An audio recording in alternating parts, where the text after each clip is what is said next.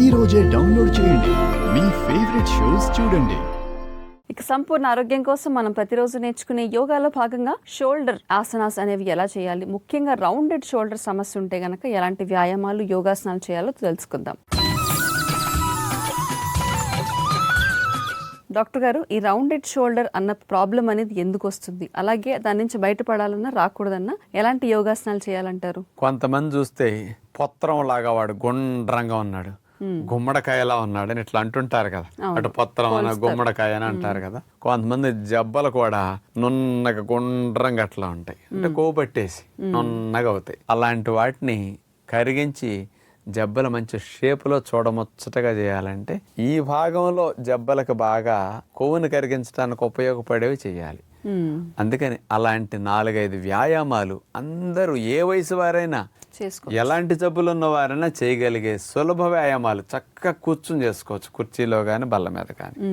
అవేంటో చూద్దాం. ముందుగా వజ్రాసనంలో కూర్చున్న తర్వాత 2 చేతుల్ని పైకి లేపి నమస్కార ముద్రలు అట్లా పెట్టేసిన తర్వాత మోక చేతుల దగ్గర నుంచి చేతుల్ని వెనక్కి అట్లా ఫోల్డ్ చేస్తూ ఉంటాం. అట్లా డౌన్ చేయటం, మళ్ళీ స్ట్రైట్ చేయటం, మళ్ళీ బెండ్ చేయటం, మళ్ళీ స్ట్రైట్ చేయటం. భుజాలకు ఉండే కొవ్వు కరగటానికి, మంచి షేప్ రావడానికి ఈ వ్యాయామం బాగా ఉపయోగపడుతుంది. అందమైన భుజాల కోసం రెండో వ్యాయామం, 2 చేతుల్ని లాక్ చేసేసేసి అటు వెనక్కి అటు ముందుకి, అటు వెనక్కి ముందుకి ఆ రకంగా స్ట్రెచ్ చేస్తుంటాం అనమాట.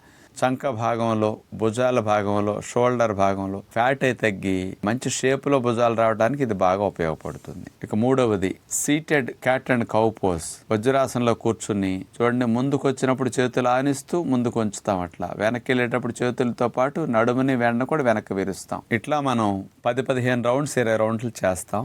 ఆ తర్వాత ఇక 4వ వ్యాయామంగా వజ్రాసనంలో అట్లా కూర్చుని గరుడాసనంలో లాగా చేతులు మెలికి వేసుకున్న తర్వాత 2 చేతుల్ని కలిపి పైకి కిందకి అట్లా లిఫ్ట్ చేస్తాం. షోల్డర్ భాగము, మజిల్స్ ఇవన్నీ కూడా బాగా బలపడతాయి. ఆ భాగాల్లో పేరుకున్న కొవ్వు కూడా ఈ మూమెంట్ లో బాగా తగ్గుతుంది అనమాట. లూజ్ అయిన భాగం కూడా బెగవటానికి కూడా ఈ వ్యాయామాలు బాగా పనికొస్తాయి. అందుకని భుజాలు జబ్బలు మంచి షేప్ లో ఉండటానికి చక్కటి వ్యాయామాలుగా వీటిని చేయండి.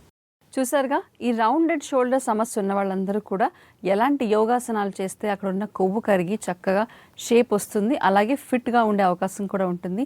అలాంటి సమస్యల నుంచి కూడా బయటకు వచ్చే అవకాశం కూడా ఉంటుంది. కాబట్టి ప్రయత్నించి చూడండి. డాక్టర్ గారు, ఈరోజు కార్యక్రమంలో భాగంగా ప్రేక్షకులందరికీ కూడా ఆరోగ్యానికి సంబంధించి చక్కని అవగాహన అందించారు. ధన్యవాదాలండి. ధన్యవాదములు. చూసారు కదండి, ఎంతో ఆరోగ్యవంతంగా సాగిపోయిన మన ఎపిసోడ్ని మరిన్ని విశేషాలతో రేపటి ఎపిసోడ్లో మళ్ళీ మీ ముందుంటాం. అంతవరకు సెలవు, నమస్కారం. లిప్ పిగ్మెంటేషన్ సమస్యతో ఈ మధ్యకాలంలో చాలా మంది బాధపడుతుంటున్నారు. వాళ్ళందరికీ కూడా లిప్ స్క్రబ్స్ ఎన్ని వాడినా, లేకపోతే లిప్ బామ్స్ ఎన్ని వాడినా కూడా సమస్య అనేది పెద్దగా తగ్గట్లేదు. మరి న్యాచురల్ గా ఇంట్లో ఉండే వాటితోటే సులువుగా చేసుకునే టెక్నిక్ ఏదైనా ఉంటే చెప్తారా? పారేసే వాటిని కూడా కొన్ని లాభాల కోసం ఉపయోగించుకుంటే బాగుంటుంది. దానిమ్మ జ్యూసు ఎంత స్వీట్లెస్ అయినా జ్యూస్ తీసుకున్నాక పిప్పి అందరం వడకట్టి తీసేస్తుంటాం. ఈసారి ఎప్పుడన్నా వచ్చినప్పుడల్లా ఆ పిప్పి పారేయకుండా ఆ పిప్పి అంత తీసుకుని దానికంత మేగడ కలపండి. అంటే ఒట్టి మేగడ రాస్తే స్మూత్ గా ఉంటాయి, కానీ ఆ పగులు, డెడ్ సెల్ లేయరు, ఆ పిగ్మెంటేషన్ పోదనమాట. అందుకని దాన్ని స్క్రబ్ లాగా చక్క చేయటానికి ఈ దానిమ్మ పిప్పి బాగా పనికొస్తుంది. గింజల వడ గ్రైండ్ చేయగా వచ్చిన పిప్పికి మేగడ, దీనికి కొంచెం రోజ్ వాటర్ కలిపి ఒక పేస్ట్ లా మెత్తగా చేసుకుని దాన్ని పెదాల మీద పెట్టి బాగా అట్లా రుద్దుతూ స్క్రబ్ చేస్తే మనకి ఆ డ్రైగా ఉన్న పొరలు, పిగ్మెంటేషన్ మొత్తం ఓడి లోపల మంచి స్మూత్ గా సాఫ్ట్ గా పొరలు బయటకు వస్తాయి.